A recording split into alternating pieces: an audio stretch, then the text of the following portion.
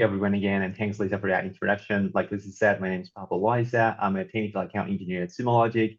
And for this session, I thought I want to help customers to be able to get what they want out of the query with ease. Because sometimes they struggle with, um, I don't know how to write this query, how to get the data that I want in the format that I want. And I want to give you some tips and tricks to make that happen. Our agenda for today is going to be divided into four sections. The before writing a query, knowing your tools, knowing what stuff are important, and then we're gonna get into thinking like a query. We're gonna divide this into two sections. One, the story of your logs, and the second, the visuals. And finally, we have some practice exercises for you to make, so you can practice what you've learned during this session. Because I just figured that practicing is the best way of learning, and I hope you like it. A little bit about me. I've been in many engineering roles from cloud security, support. I've been from customer facing support to internal IT and worked in on-premise and cloud systems. This makes me understand how the logic or how those migration projects can look like, how the transition from cloud to on-premise, and how frustrating it is to have a tool that you want to use to make your life easier, but you just don't have the time to go and read the documentation, and you just don't have the knowledge at hand. Um, so as a technical account engineer at Sumo, I try to give my customers that value. Hey, this is a tool that you can use every day to make your life easier and that has great features that you can use. Great. So a very interesting fact that I learned some time ago is that Sumo Logic scans 3.6 exabytes a day. That is 3.6 million terabytes a day, if I'm not mistaken. And that is a lot of data. When I learned this fact, I couldn't stop thinking, how many of these scans are this very frustrating process of, I want to get this working, but I just can't figure it out, and I just keep rewriting the query. Here's an example of a query that I found on the wild. The query is literally and it scanned 560 terabytes of data. To be fair with the person who wrote this was named like test schedule search or something. So they just probably forgot to turn it off. But I really want to enable you to make great queries and get great value out of it from your logs. And so the first step into to achieve that is asking to yourself, what do I want to achieve with this query? What's my end goal? And if you can even like have a step-by-step idea of how you would get to that, if you would have like a piece of paper or a calculator, so that the process is so much clearer. We sometimes as engineers, we're really busy, we want to get things done, and we just start working on it without a clear idea. It just makes things more complicated. So just taking yourself a minute to breathe in, think what is my end goal, what I want to achieve, and how I'm going to make it. That's going to make your whole process easier. The next thing that you want to know for writing a query is your operators. In at Sumo, we have I've divided our operators in 5 groups. First, your parsing operators, which you're going to use to extract values out of your logs. Then the math expressions, which you can use to make calculations. Signature recognition, this is going to be log reduce, log explain, and log compare, which identify the signature out of the high cardinality elements in your logs and make them easier, easier to read so you can get your context faster. And then our most common used are our search operators and grouping or aggregate. And the search operators are going to help you to manage the format of your logs to make them more readable or enriching them with new columns. And we'll get to that in a second. And your grouping or aggregate operators are going to help you a lot for visualizing data. And one important aspect of our grouping or aggregates is that they reduce the output of fields that you have. We'll get into detail later down the line, but keep that in mind. Great. So let's start thinking like a query. And a question that I get a lot is, where's my data? How do I know what source category, what collector do I need to query if I just don't know where the data is? And in average, Sumo Logic customers ingest 533 gigabytes per day of logs. Assuming the most common log size is 200 bytes, you would have to search, and you're looking one log, you'd have to search 2.6 million logs a day to find what you want. Of course, I'm not here to tell you, hey, go in page after page to chase down your logs. I'm here to give you tips on how to make that faster. So let's go into our first example. And by the way, all these examples are built into the training environment. You can go and get the credentials for your training accounts by going to home, learn a new skill, and you'll see the credentials. These are rotated every month. So if you've used them in the past, they might not work. They might have been rotated, but you always have access through your tenant. Okay, going to this example, let's say that I want to find this set of IP addresses that exist in my checkout source category. The first thing you'll notice is that I have about 40,000 results here, and I cannot just go and page after page finding those. So one quick thing you can do to better visualize them is to account of your value. So count source underscore IP. And so all my thousands of pages have now been reduced to 3, which is so much easier to go and analyze. But if you want to use this in another query or find where else this data is, you can do something else. We can use the compose operator. The compose operator is part of the subqueries type of queries. And if you've ever wondered what it does, it looks like this. It will compose a big for statement with your field name and all the values within it. So a simple way we can find where else this data is copy this output. And there are other ways, we'll see them later.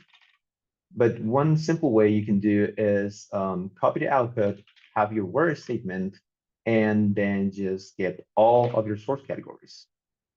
So we're filtering all the source categories where the source IP field exists, and these specific values exist within those fields. Because we want to visualize easier, we're going to count source category, and let's see what we get.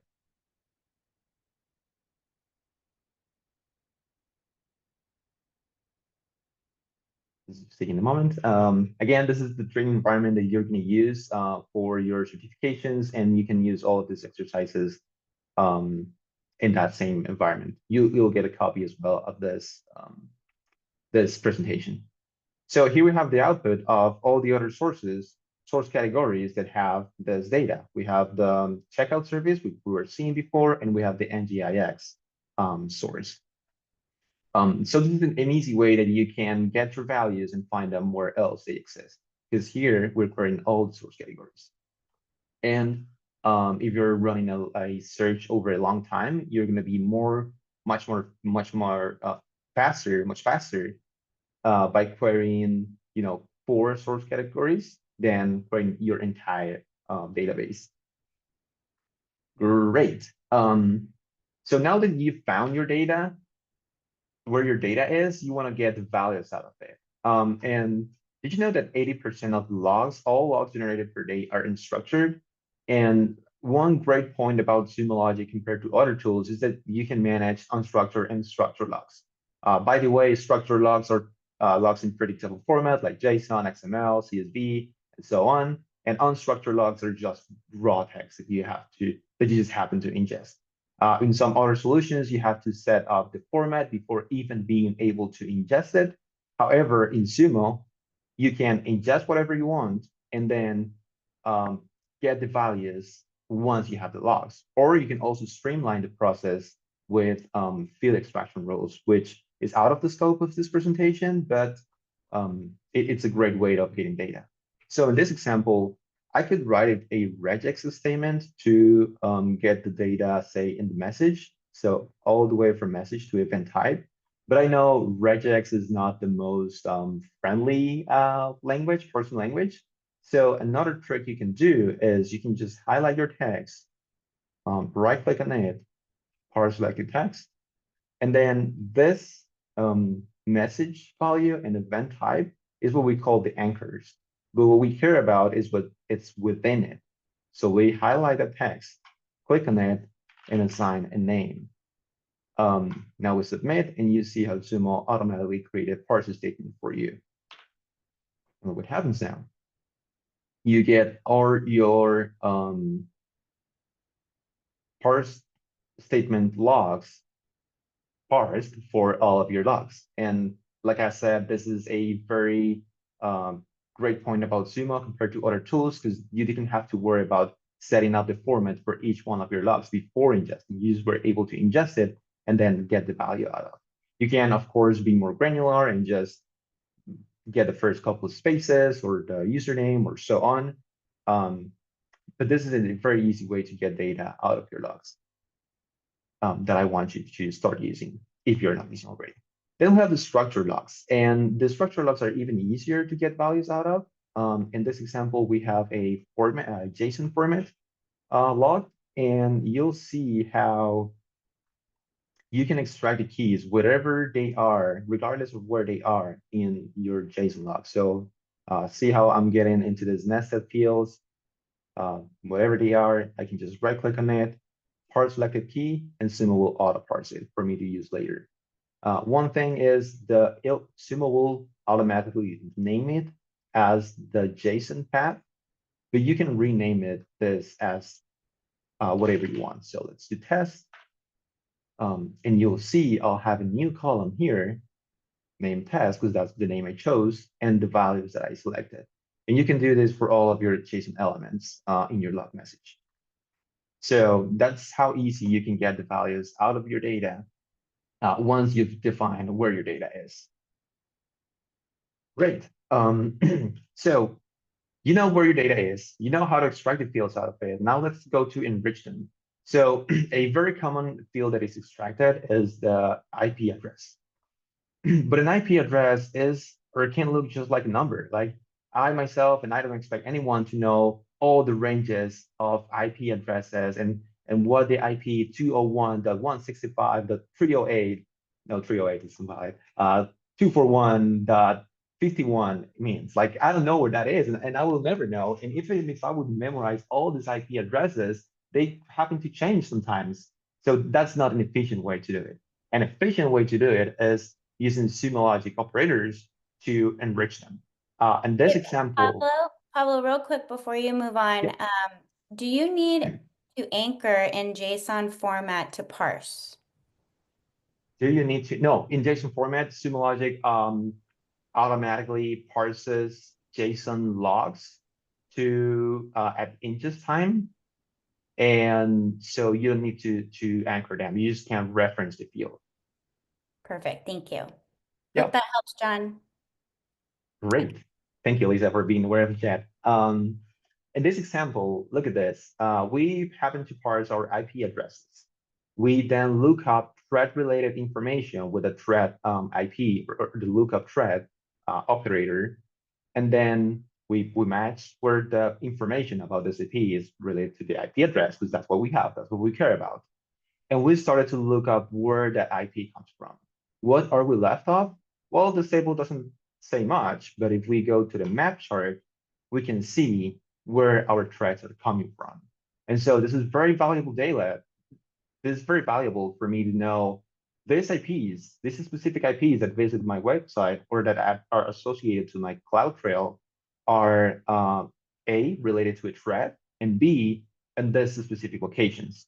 They could be using proxies or any other masking methods, but this is a great starting point that you happen to be able to do without knowing by memory all of your IP addresses. Another great way you can enrich your data is by using your custom URLs. So let's say you don't want to use Sumo Logic's VoIP feed by default. You want to use your own web page. And for this example, let's assume that you want to use IP info. Yes, you can do that, totally. You'll see IP info has this format of ipinfo.io and then slash the IP that you're interested about. And here again, we have our list of IP addresses. So what we can do is use our to URL format, URL, And this is very much like when you do an inline URL with an email or a Slack or a Teams message. It's expecting two arguments, one being the URL and the second being the name, how it's going to display. So we can have that to the URL and source IP. But see here, this URL is static, and we want to make it dynamic for our different IP addresses. How can we do that? We can use another operator within it, which is the concatenate. So concat this URL that we know, and then source IP. And we can name this as URL. Let's see what happens. Now I have an URL that redirects me to the relevant IP address for all of my IPs. And you can do this with other URLs, other services that you care. What I want to showcase is that you can have your custom feeds without having to click everywhere and copy paste your values and rambling around a lot. Another example, and the final example I want to give you to enrich your data is with lookups. So with Sumo, you can define lookup tables, which are going to be tables pretty much like Excel or Google Sheets, where you have your data and then you look up values based on a key. In this example, I wrote down my table here so I wouldn't forget. But I want to say, I want to see my users and what IP addresses they are logging from. And I want to compare that against the IPs that we expect them to log in from. We can totally do that. Look at this. We can have our lookup. We're going to define what field we're going to look up. In this case, it's called common IP from the path of the lookup table, which is this. And then the key. The key is the field I have here, named user, matched against the key in my lookup table, which is also named user. For ease of example, if I have multiple keys, which you can have, you would need to match all the keys. So you have to match user and then IP, and then get the values that you want. And we can also count this user IP. Oh, here we actually have the value. Oh, yeah. So that our output is easier. And so we can see this user, which assuming in our context makes sense, is logging from the IP we expect them from. This user is also fine, but this user is logging from a different IP address. Depending on the context, this could mean there's some problem with our DNS. They are logging from unexpected locations. I know these are internal IP addresses, but for the sake of the example, this is how you would use a lookup table and lookup operator to enrich your data with information that is relevant to your context. Great, so we know how to find our logs, we know how to get the values out of them, and we know how to enrich them. Let's get into another interesting conversation, which is how do my sources correlate to each other? So in the first example, we saw how we had IP addresses in one source category and in other, but we can get even more contextual data from that. So let's say here I have my transaction logins, and this other query, I have the logins to my page set up by country. What we want to do, what I want to do with this example is, let's go to map. For all these logins that happen to visit my website, I want to know what they are doing in my checkout service. Can I do that? Yes, you can. You can use the subquery, which if you remember, I hint you before on. And just before I explain that, let me talk to you about a transaction operator, which is super powerful. What it does is it takes your log messages, it defines a common value, which in this case is a transaction ID here, and then it defines the states based on the value that you have on your message. So you see, if the message matches charging something, we can use regex or wildcards here. Then we'll define this state as charged. If it has processing payment, processing, starting, start, and so on. So at the end, you get a table with all the actions that happen for this specific transaction ID. So this one, let's take this one for example. It started 2 times, processed 2 times, and was charged 2 times. So it looks like this, the user associated to this transaction just made 2 orders. But we can make this transaction more custom. We can make it in source IP, which is what we are interested on. And in this field, I know the source IP field is called like this, source IP. So just like that, source underscore IP. And let's transaction on the transaction ID and source underscore IP. Let's look at what happens. And while this loads, we just add my new pipe. So now I have my transactions, not only by the transaction ID that I previously had, and that's great, but also by my sources. But okay, I want to know not for all the IPs that visited my website, but not for all the IPs that exist in the checkout service, but just for those IPs that visited my NGIX server. I can do that with the subquery. So I can do where, and subquery has to be written within square brackets. So subquery colon, this is just the syntax that is required. And I paste my query that I got from this other side.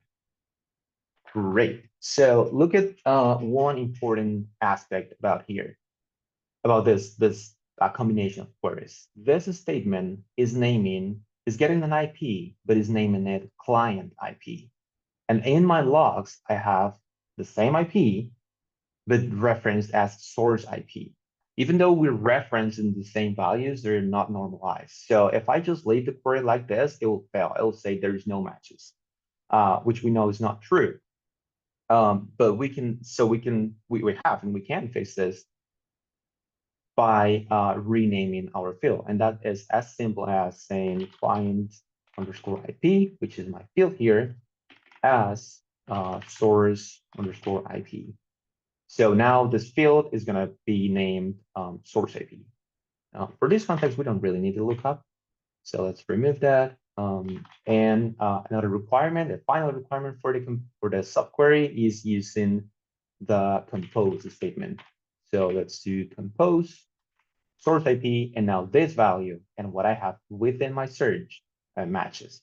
What is the subquery doing? Remember that first example where we just got a big old OR statement with all the values? That is exactly the same that is happening here. And the reason why I mentioned this is because Sumo has a limit of 15,000 characters. So if you happen to compose a statement that is so long, you may get to the limit and that will not work.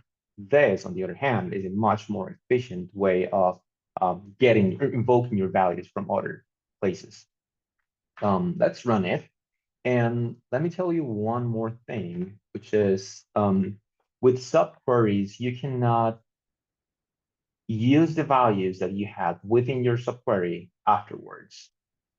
Like if I deleted the line where we had a lookup, but if I perform a lookup and I have my country name, I cannot use that country name later down the line.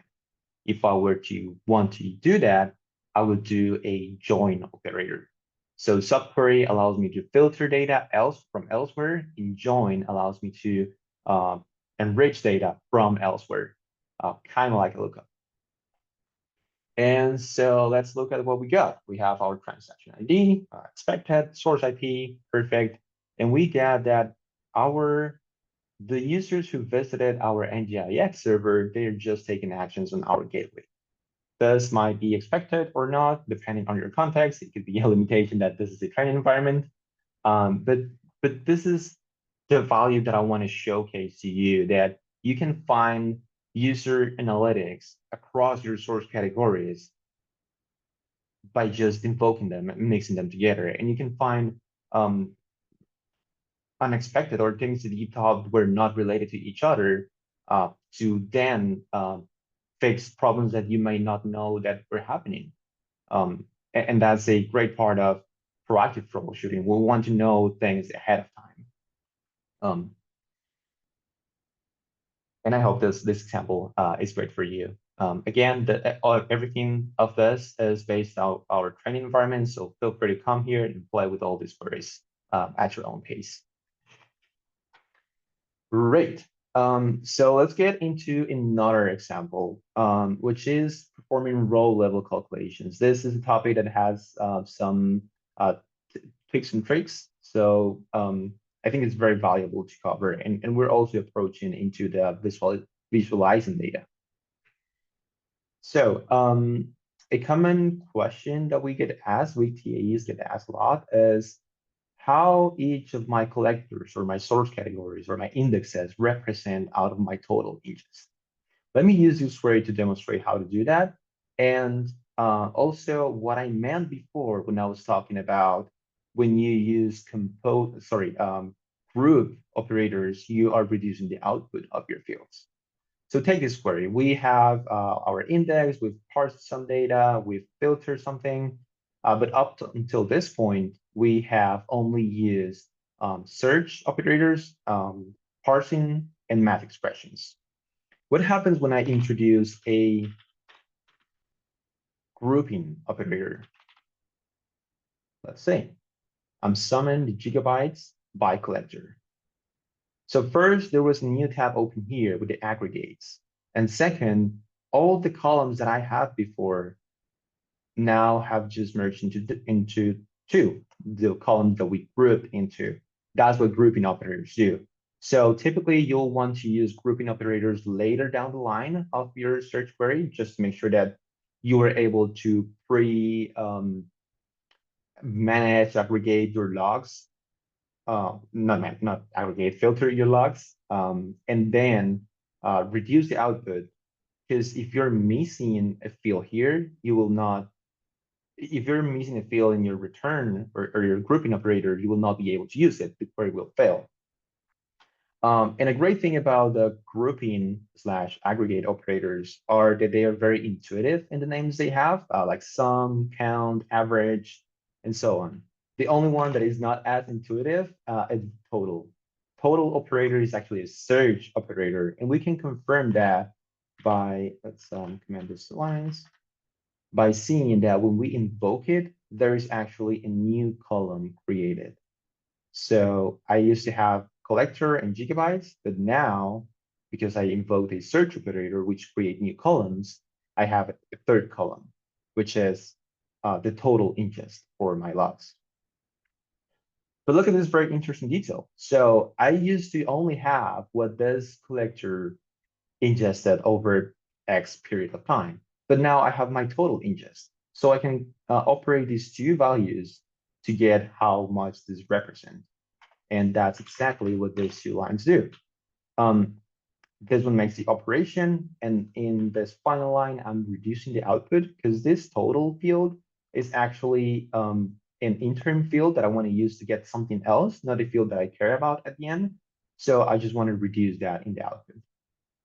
Let's run this and see what happens. Great. So I have my collector, how many gigabytes that it ingested, and how much it represents out of the total ingest. This is super powerful to determine if I'm over ingesting or under ingesting. Compare that against what I expect from my logs. And notice that I here just had a lot of decimals. What if I don't like to have so much decimals? I can use the round operator. That's one way to do it. But another easier way is just go to this display button and edit your decimals here. So if you want just two, you can do that. If you don't want anything at all, you can reduce that. And this is just very useful when you get long strings of decimals or long integers of decimals that just make everything visually harder to see. Keep in mind, this will round the values. So because these were so small, they will appear as 0. So I typically use 2. But that's great. Let's go into another example of how to make row level calculations. And this one is going to have a special trick that you can use in other filtering or type of queries that you want to perform. And let's look at it. So I have my source category for VMware, and I already created a regex statement for my logged actions. So this is parsing out the logged in or the logged outs. I did the regex before because regex is too complicated for me to dare to do it live. We can do a simple count to get what's the ratio between these two guys. And I get the same. Okay, but I want to know the percentage. You can go the easy way, which is go into the pie chart, and um, this will tell you the count and then the percentage within parentheses. But let's say that you don't want this. You want a table. You can do that by leveraging a quick trick, which is going to be transforming our rows into columns. We can do that by casting new fields. Remember, our search operators create new columns, and those columns we can then use to operate by row. So let's say if my action equals logged in, then I want to count this as 1, else just do it 0. And I want to name this field as logged underscore in. I'll do very much the same for the log out.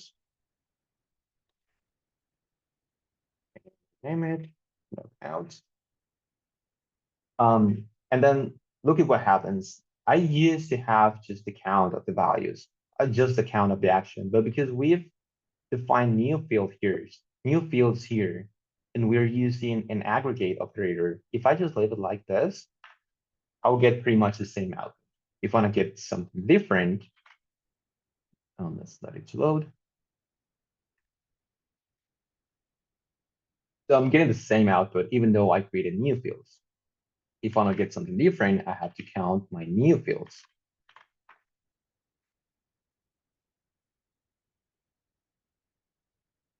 And see that I now have the values that I created. But this still gives me 2 rows, and I want to have only 1 row with data so that I can interchangeably operate them. I can do that with using the sum operator. So let me sum my logged ins, and I'm going to name them as logged in. And for the sake of demonstration, let me show you what happens if you don't rename your field when using a grouping operator. By the way, you can use multiple grouping operators in the same line, but you cannot combine grouping with parse or grouping with search or other types of operators. So if I do this, you'll notice when you invoke a grouping operator like sum, average, it will create a new column called underscore that operator that you had. So in just a second, I'll get a column named logged in because that's what I defined. And then I'll get another one just called sum. So if I don't do this piece here of renaming, what I'm going to get is an output error because Sumo will try to render these 2 fields to output these 2 fields into one named sum, and that creates conflict. That's why it's so important to use to rename your fields when you use multiple operators in a single line. So let's do that and log out. And that's great. So we now have our fields with the names that we want, and they are all in a single row. So we can operate them. We can say log out divided by log in 100 as percentage. And here I have my percentage value. So out of the 125 users that have logged in, only 105 have logged out, which is an 85% of logged outs versus logged ins. And this could be a critical number or a perfect number, normal number, depending on my context. But again, I can turn this into an actionable item to fix my environment or know that it's all doing fine. Great. So let's go into another example of how you would transform your rows into columns, but to build it visual. So I want to find what's the error rate in my checkout service, my very popular checkout service that I've used a couple times in this presentation.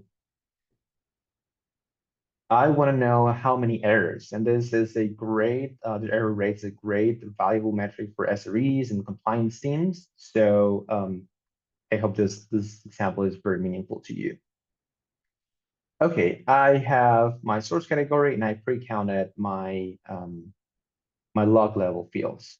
In this case, we said that we only care about the errors. So let's say we're log level equals error.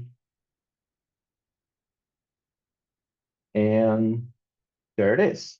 But notice I'm missing something here. I said I want to do my error rate over time, and I'm just getting a count of all the errors that I got over this period of time. How do I get the time involved? Well, I can use the time slice. Let's do time slice. And let's do by 5 minutes, 5 minute windows. And what happens here? It doesn't work. Why? Because again, I'm using a grouping operator and I didn't include my time slice in here. If I want to have that in the output, I'll have to do times slice. And now I have it. That's great. Now you could be thinking, well, I don't want to write a long statement for my grouping operators. So what if I just do it later down the line? What if I just do times slice 5 minutes after my grouping operator? Well, it'll actually not work because the time slice works on the message time. And again, with this grouping operator, we've focused to just this field. So with these operations, that's why it's so important to perform your um, grouping operations later down the line so that you're not missing values that you will then need. But that's great. So let's go to our query as we had it. So log level and times slice and go back to our previous output. Okay, perfect. So I have my log level, I have my time, and I have the values that it had. Let's render that into a chart. And it looks terrible. Why is that? Because Sumo is trying to get a, Sumo is understanding the first value, the error, oh, sorry, the table. The first value is going to be the y-axis, the second is the x-axis, and the third is just trying to make a sense out of the whole thing. It's like putting every single of those, like error plus time slice, into one of these points here. And instead, what we want is have here the time, here the count, and line with the error rate. How do we do that? We use our transpose operator. Um, trans, oh, transpose row, and by default, or by best practice or general terms, you'll want to use your time slice as a row. Time slice, column, log level, and let's see what happens. Let's go to the table so you can see how before we used to have error and time slice in two separate columns. But what's going to happen here is I'm going to have my time slice in a single column or in a single row and the log level in a single column with the values rendered. And this is an important point to understand about the transpose operator. It looks like you have two values that you care about, but in reality, you have three values. You have your x-axis, your y-axis, and your dots over time that are drawing the line.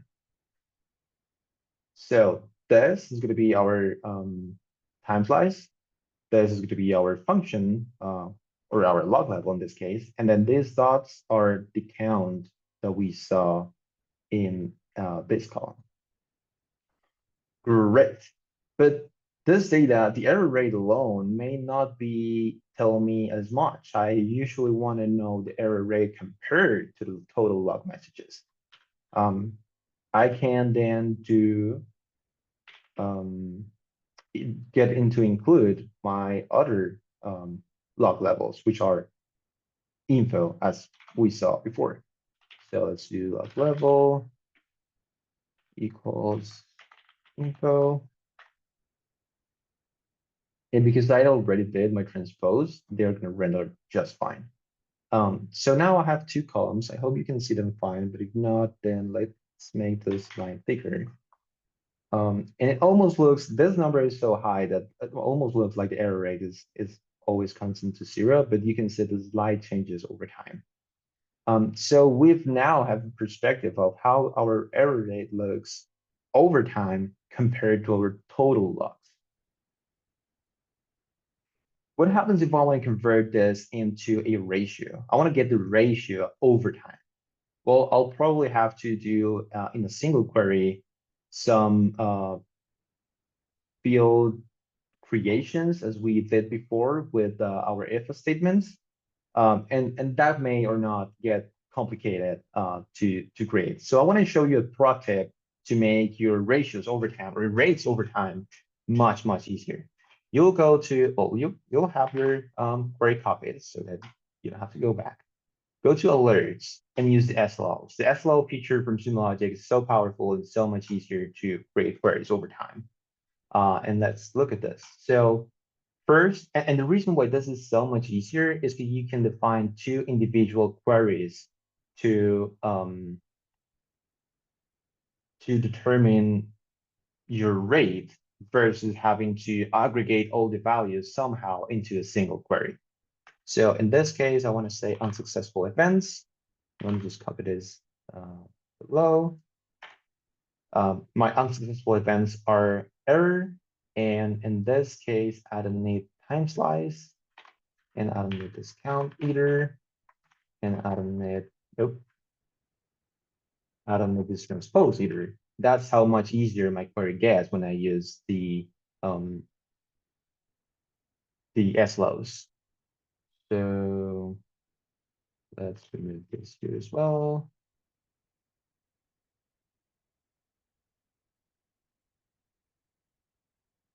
And if I click hit enter, then there will be a chart populated with the values that with how my query would look like. Let's give it a moment to load. If I were to have different fields here, I can choose from them.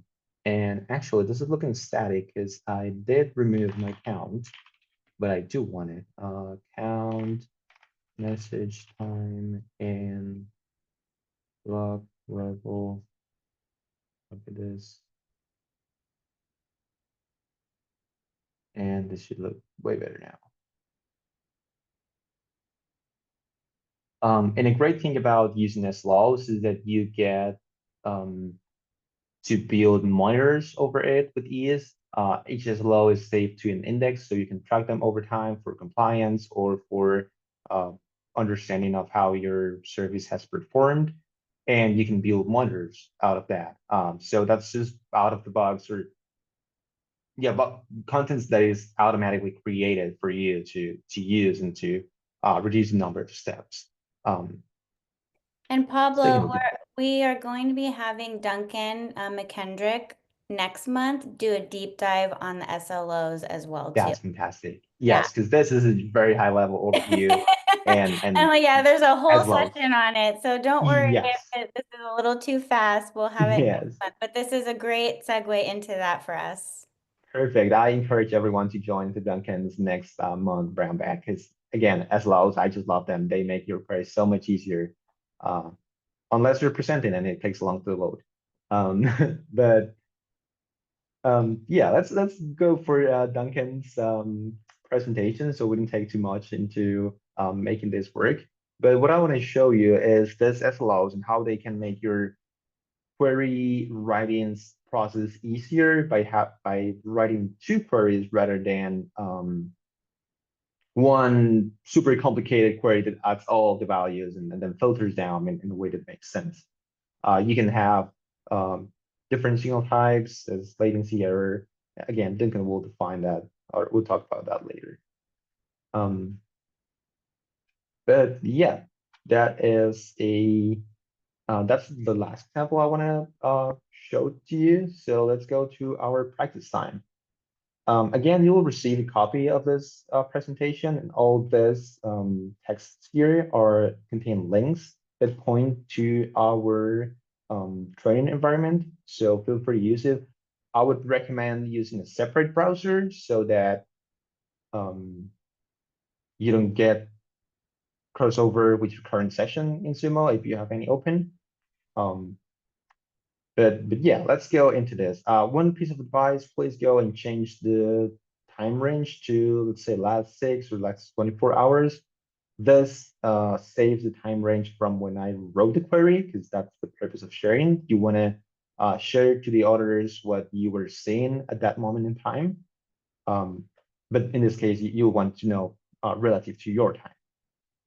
But okay, so the first exercise is going to be finding the transaction IDs that exist in this source category. We know it exists at least in this one, but there is at least another source category that contains this transaction IDs. And our task is to find, or exercise is to find what that source category is. Our second exercise is going to be finding the func name ratio, or ratio over time, as with the error rate and the log level, the informational events. And here we have filtered to all the logs that include the function name, which is either charge or process card, so it's easier for you to write, or us, right? And again, the end goal of this exercise is that we can create a chart with rates over time. Moving next, we have a query that we saw before in our examples. Our task is to find the IP, transactionize, or build a transaction with that IP, and then find where that specific user comes from. So you're practicing enriching your data with the GeoIP operator. And I probably just gave you the solution by saying that. But okay, a final example, practice example that I want us to take a moment and dive into is for our Jira source. So we want to build a chart with the Jira ticket status over time for all of our Jira tickets. So we want to see our team, what are they doing? Are they closing more tickets? Are they getting more tickets? Is our work in progress load just increasing? And then this is so valuable. Having this type of insight is so valuable for your teams to be able to say, hey, we really cannot take more load this time because we are at capacity. And that's what this exercise is about.